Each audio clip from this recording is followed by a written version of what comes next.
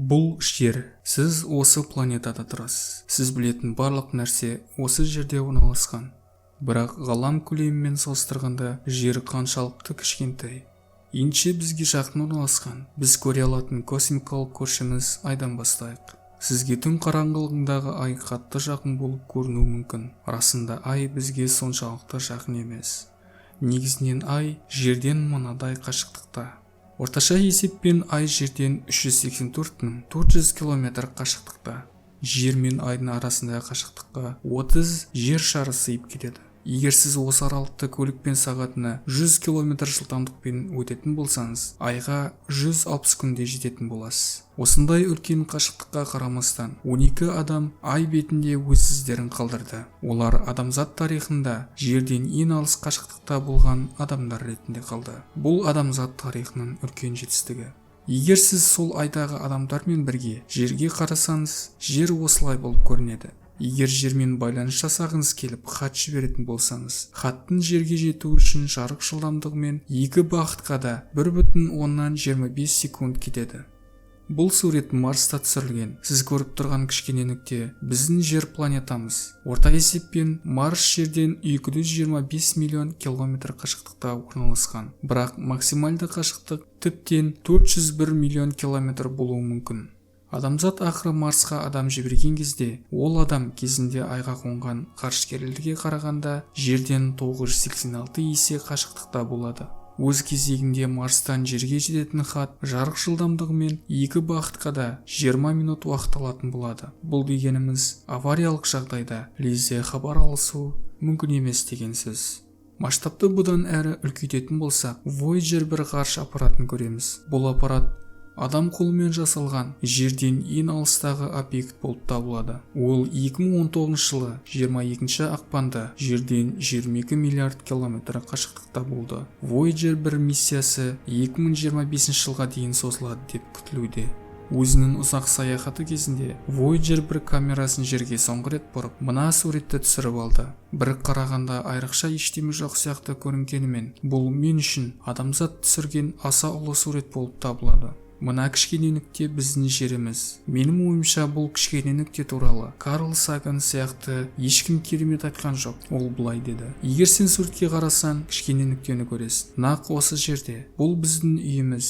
Бұл біз. Сіз естіген адамдардың барлығы, әрбір өмір сүрген адам өмірлерін осы жерде сүрді. Бұл жер біздің қуаныш пен қайғымыздың жинағы. Көптеген діндер мен идеологиялар, экономикалық доктриналар, әрбір аңшы, әрбір жинаушы, әрбір батыр, әрбір қорқақ, әрбір негіз қалаушы, әрбір өркениетті бұзушы, әрбір патша, әрбір шаруа, әрбір жұп, әрбір бала, әрбір ана, әрбір әке, әрбір өнертапқыш, әрбір ашушы, әрбір адамгершілікті үйретуші, әрбір бұзылған саясаткер, әрбір супержұлдыз, әрбір жоғарғы билеуші, адамзат тарихындағы әрбір қасиетті, әрбір күнәһар осы жерде өмір сүрді. Міне, мына күн сәулесіне жатқан кішкене нүктеде. Қазіргі уақытта Voyager 1 ғарыштық аппараты әрбір секунд сайын 17 км қашықтықта жүріп өтеді. Осындай жылдамдыққа қарамастан, Voyager 30 мың жылға дейін біздің күн жүйемізден шыға алмайды.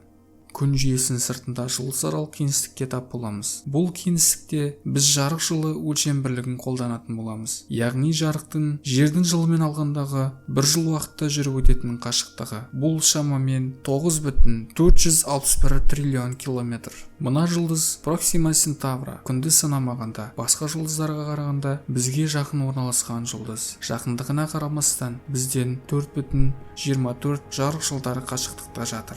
Егер Voyager 1 осы бағытта ұшатын болса, Proxima Centauriға жету үшін Voyager 1-ге 70 мың жылдан астам уақыт керек болатын еді. Алдыңғы келтірген мысалымыздай мысал келтіретін болсақ, машинамен жерден сағатына 100 км жылдамдықпен жүріп отыратын болсаңыз, аталған жұлдызға жету үшін бүкіл әлемнің жасынан 6 есе ұзақ уақыт кететін еді. Тіпті ол жұлдыз сіз жеткен кезде болмауы да мүмкін. Масштабты бұдан әрі үлкейте түссек, Қос жолы галактикасын көреміз. Ішінде жер мына жерде орналасқан. Бұл сары нүкте адамзат тарихындағы адамзат радиосигналының ең алысқа жеткен жері. Демек, осы аймақтан тыс жатқан өзге планетадағы бар болуы мүмкін өзге планеталықтар адамзаттың бар екенінен бейхабар. Бізге жеткен ақпарат бойынша бұл сары нүктенің айналасы тып-тыныш. Бұл галактиканың үлкендігі арғы басынан бергі шетіне дейін 100 мың жарық жылдарынан астам уақытты алып жатыр. Біздің галактикамызда 100 миллиардтан астам жұлдыздар мен 100 миллиардтан астам планеталар бар. Бірақ түн уақытында сіз бұл галактиканың толық кереметін көре алмайсыз. Себебі өз көзіңізбен көре алатын жұлдыздардың 99% мына кішкене аймақта орналасқан. Дегенмен бұл алпауыт галактика әрде жатқанмен салыстырғанда түкке тұрғысыз. Бұдан әрі жүрсек, жергілікті галактикалар тобына кездесеміз. Әртүрлі 54 галактиканың жиынтығы, көлемі шамамен 10 миллион жарық жылдардан тұрады. Бірақ бұдан әрі үлкейте түссек, галактикалардың супер топталуына жолығамыз. Бұл жерде жергілікті галактикалар тобы бар болғаны кішкене бөлік болып қалды. Біздің жергілікті галактикалар тобымыз сияқты бұл жерде жоқ дегенде 100 басқа галактикалар тобы бар, және бір жағынан екінші жағына дейінгі қашықтық таңқаларлық 110 миллион жарық жылдарын құрайды. Дегенмен де галактикалардың супертопталуы масштаб үлкейген сайын кішірейіп, Ланикия супертопталуының кішкене бөлігі болып қалуда. Үлкен құрылым біздің галактикамыздың және басқа да 100 мың галактиканың ортақ үйі. Бір бетінен екінші бетіне дейінгі қашықтық 520 миллион жарық жылдарын құрайды. Тіпті бұдан әрі үлкейтетін болсақ, алпауыт Ланикия супертопталуының өзі зерттелген әлем ішінде түкке тұрғысыздай кішірейіп қалды. Бұл зерттелген әлем.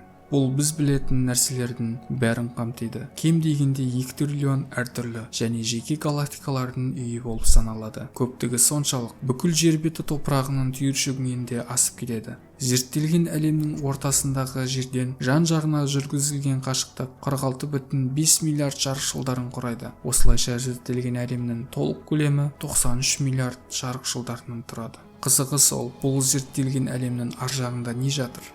Есіңізде сақтаңыз. Зерттелген әлем бұл тек біздің қазіргі уақытта көріп тұрғанымыз. Зерттелген әлемнің ар жағындағы әлем мүлден үлкен және таңғажайып болуы мүмкін. Біз жай ғана зерттелген әлемнің ар жағында не бар екенін білмейміз. Себебі аспан әлемі тарихында бұл алыс кеңістіктен келетін жарықтың бізге жетуіне әлі қажетті уақыт кетпеді. Тіпті жарық кей мекендерден жерге мүлдем жетпеуі де мүмкін. Себебі жерден алыс орналасқан кеңістіктің кейбір бөліктері жарық жылдамдығынан тез ұлғаюда. Бұл дегеніміз, жарық шексіз уақыт көлемінде де жер бетіне ешқашан жетпейді деген сөз. Адамзат әрқашан жер бетінде өмір сүргеннің өзінде де әлем кеңістігінде біз білмейтін мекендер болады. Біз көріп тұрған зерттелген әлем бүкіл әлемнің кішкене бөлігі ғана. Зерттелген әлеммен салыстырғанда біз сондай кішкентаймыз.